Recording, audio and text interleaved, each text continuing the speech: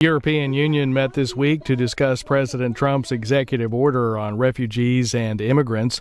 Speakers included the EU's chief foreign policy representative and former UK Independence Party leader Nigel Farage, who led the Brexit campaign. This is 50 Minutes. So, we now have the statement by the Vice President, High Representative of the Union for Foreign Affairs and Security Policy on the travel restrictions following the executive orders of the President of the United States. May I remind members that we will not be using the catch the eye procedure here, nor the blue card procedure. So let me give Federica Mogherini the floor. Thank you, President. Before going any further, may I compliment you on your election to the presidency of this House. I feel certain that we will enjoy the wonderful cooperation we've already had. One element that I fully share what my friends Mrs. Fotyga and Mrs. Corazza-Bildt raised in the Foreign Affairs Council on Monday. We will have the situation in Ukraine on the agenda with the foreign ministers, and that will be also our occasion to restate our full support to the country and to the full implementation of the Minsk agreements. Now, coming to the issue on our agenda today, I would start by saying that Europe and the United States of America are tied by an old and deep friendship. Personally, I have always looked, and I still look, at the United States with great respect and admiration as a land where everyone can succeed, whatever their social, ethnic or cultural background. A land of opportunities, a land of hope and dreams. A country that has always been great exactly because it has always been open and has always been a champion of freedoms. As a good friend of the United States, I believe Europe has a duty to be clear, respectful and clear whenever a disagreement arises, especially when it relates to our fundamental values.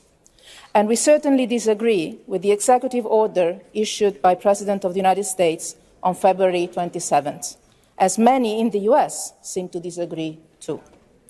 The executive order introduces a temporary suspension for a period of 90 days of the entry into the US of foreign nationals from 7 countries, as you know well: Iraq, Syria, Sudan, Iran, Somalia, Libya and Yemen. It is also foreseen a temporary suspension for a period of 120 days of the US refugee admissions programme.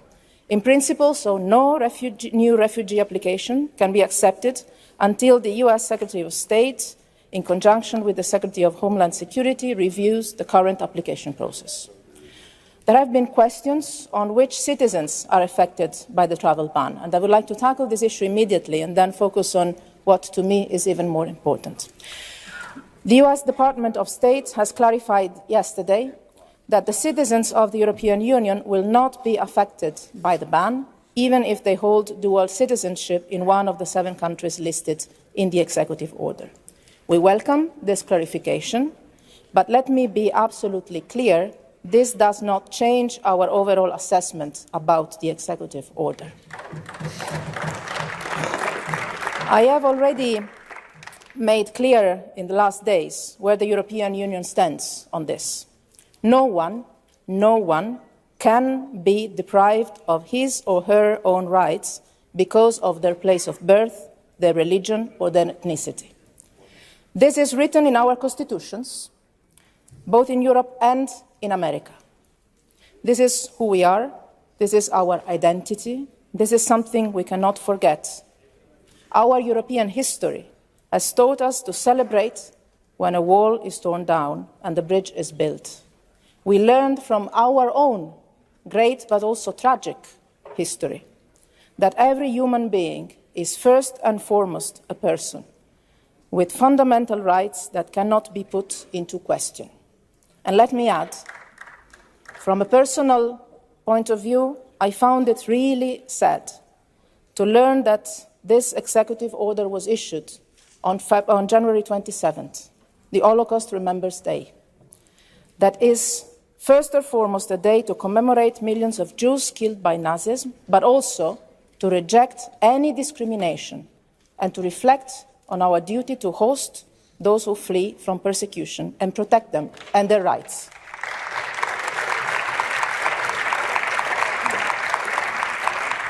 Many of them, most of them actually, are fleeing from terrorist groups such as Daesh. They are victims of terrorism. And beyond being refugees, they are men and women and children with personal stories, dreams and fears and profound wounds. And most of all, they have a future to build, also for the sake of their own countries and our own security, because the social reconstruction of their countries depends on them. So let us be very clear. The European Union will not turn back anyone who has the right to international protection. This is where we stand. This is where we'll continue to stand. It would not be moral, it would not be just, it would not be legal, and it would not be in our interest. Because this kind of measure has the potential to increase tensions and mistrust among people, among peoples and nations. When I say among people, I also mean among people in our own societies. And I'm worried by the trends we're seeing inside the American societies in these days. And that's why, with a lot of respect, I invited the President of the United States to pay attention to what is happening in his own country. Only respect and cooperation can make us more secure. Only respect and cooperation can help us manage the many crises around the world. This is the European way. We work together with the countries experiencing a crisis and with their neighbours, all of them. A travel ban can maybe give a temporary illusion of addressing the issue, but it can only create more frustration and anger. We need cooperation, not closures. We need to engage. We need to build common ground, not to ban. The EU will continue to be a partner and a strong point of reference for all countries in the region, regardless of the religion of their citizens. They can count on us. And we will continue to be a partner and a strong point of reference for all those in the world that believe in international cooperation, human rights and rule of law. This is also why the European Union is the biggest donor in the world to the Syrian people and the neighbouring countries, with more than €9 billion invested since the start of the fighting in Syria. And so far, the European Union and the US have worked closely together, including at the UN Summit on Refugees in New York, because a global issue requires a global common work. Bold commitments were made to protect the human rights of all refugees and migrants and to counter hate speech against refugees and migrants. The EU is always ready to engage with the new US administration to follow up on these commitments, as well as on many other achievements we managed in these last years to build together, and that are today key fundamental elements of our European Union policy, from climate change to the Iran deal, from the Middle East peace process to our support to the UN system and a free and fair trade system. On the basis of this very clear international agenda, we'll work with the US administration as partners with full reciprocal respect. This is the European Union way. This is our principles, these are our values and our interests. And I believe we have a responsibility both towards our citizens and our partners in the region and beyond in the world to be true to our values and identity, show leadership and strength. Thank you.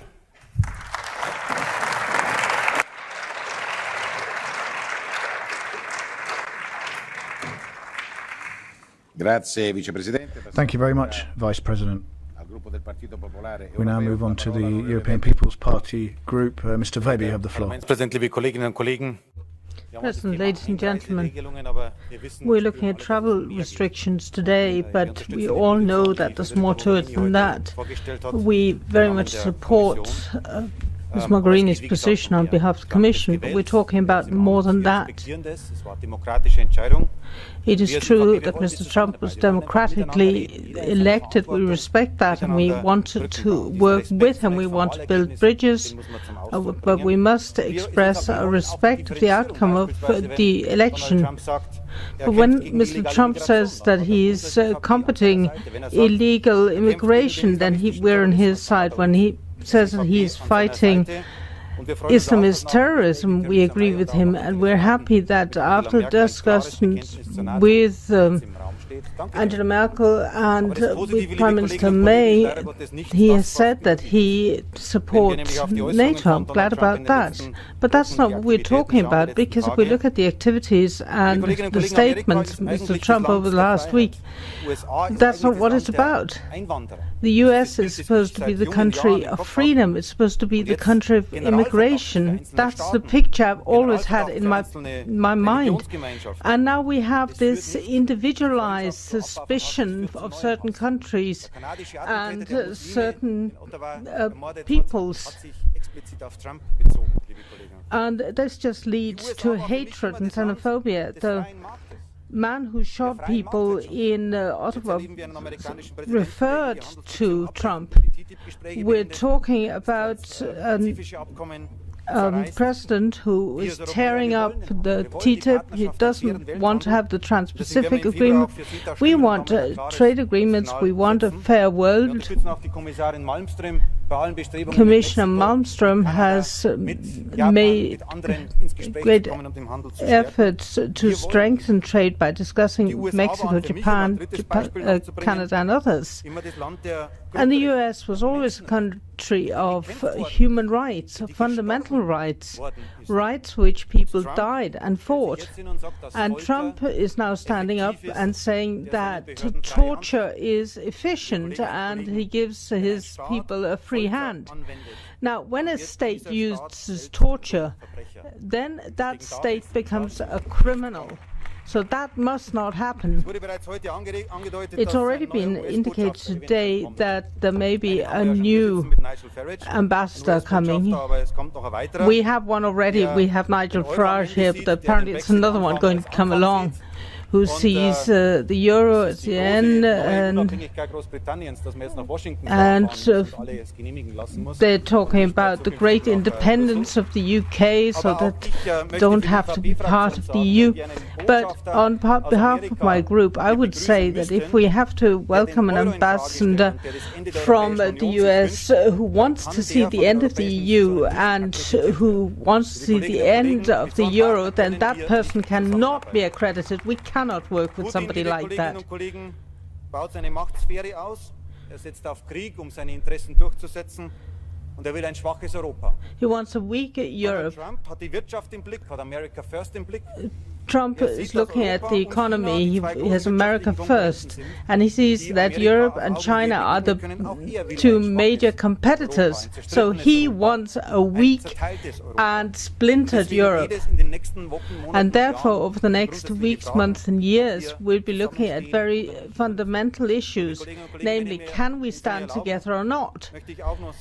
With your permission, ladies and gentlemen, I'd just like to say that if we look at the history of the US, and if we look at the history of the United Kingdom,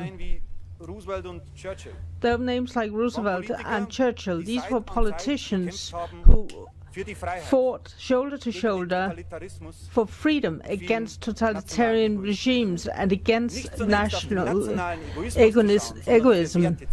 Not because they were looking at their own countries, but because they were looking at values. Reagan and Thatcher managed to bring communism to its knees, because that was the right thing for the world. These two pairs of politicians that I've mentioned fought for freedom in this world. And I would like the same thing to happen now. But Theresa May and Donald Trump, unfortunately, are looking out for their own interests, their own national interests, and not for the freedom of the world. I'd like to see a clear signal sent from a letter on Friday, the kind of signal Donald Tusk has already said. sei ein Protektorat der USA. Le Pen says that the EU is protectorate of the US. I think Valletta can show that that is not the case and that Europe stands strongly for our own values. Thank you. Thank you, Mr. Weber. Let me now give the floor to the Alliance of the Socialist and Democrats group, Mr. Pitella. Thank you very much, President. Well, let's tell the truth. Some people thought that Trump would basically be a joke. Instead of that, he's revealing himself to be a nightmare. Let's not underestimate what's going on here. Historically, when we've underestimated things and people, then we've ended up with dictators, people who have caused war and shed blood. Mrs. Mogherini said very correctly that our friendship with the people of America is not up for discussion. It's essential, it's fruitful, and it remains a firm point in our feelings and our actions. We continue to strongly admire the United States, what they've been historically and what they are today.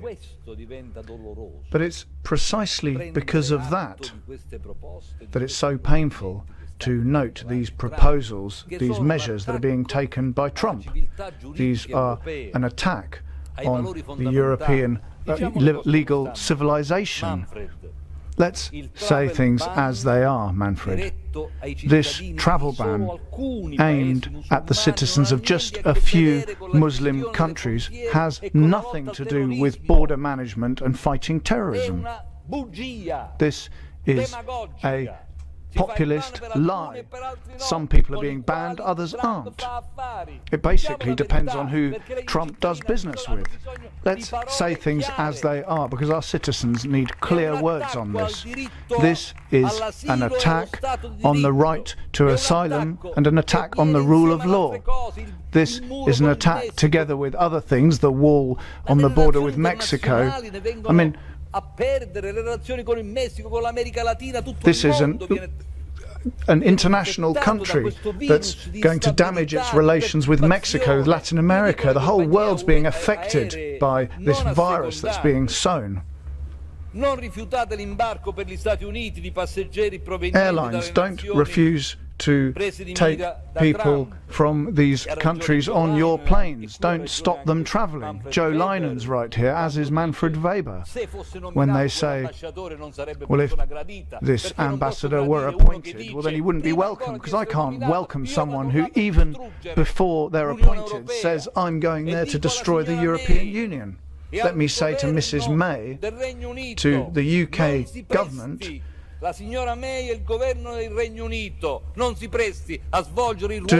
not play the Trojan horse to destroy the European Union. Don't take on that role. It would be good for member states to call their ambassadors for consultations with regard to what's going on in the United States. That would be a symbolic act, and it would also be a good thing. It would be a good thing also not to see Trump invited to Europe until this issue is resolved. Let me conclude by saying, like Mrs. Mogherini, I'm in favour of cooperation, but until Trump changes his line, the doors of Europe need to be closed in his face. Thank you. For the Conservatives and Reformist group now, Mr. Kamal, you have the floor. Thank you. According to a study by the Cato Institute, a well-respected US think tank and a classical liberal think tank, since 1975, no American has been killed on US soil by a national from any of the 7 countries listed in President Trump's executive order. So those of us who believe that law should be fair, that there should be equality under the law, that the primary functions of law should be enforcement of contracts and social order, will rightly be concerned by this arbitrary ban, which affects not only Muslims, but also affects Christians fleeing persecution and war, and sending a message that there is some inherent contradiction between being a good Muslim and being a good citizen of a Western democracy simply plays into the arms of Daesh and other extremists who make exactly the same claim.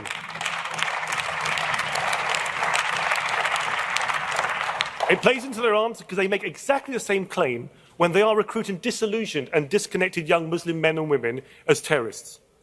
But whatever we in this chamber may think, the fact is that Americans voted for a candidate that said what he thought. And now they find that they have a president that does what he promised to do. So we must accept that this president, his priorities, and these policies are the consequence of a growing tide of discontent, to be found not only in Middle America, but also in many of our countries. Electorates that have lost faith in mainstream politicians on both sides of the Atlantic. Electorates that have lost trust in politicians' ability to listen and act upon their legitimate concerns. Electorates attracted by simplistic solutions offered by politicians on the edges of the political spectrum. And so while we express our concerns over President Trump's executive orders, we must also realise that as long as the gains from globalisation are seen only in the portfolios of company directors and not in the pay packets of workers, as long as our migration and asylum policies are seen as more about compassion, diversity and political correctness, and less about ensuring integration, we will find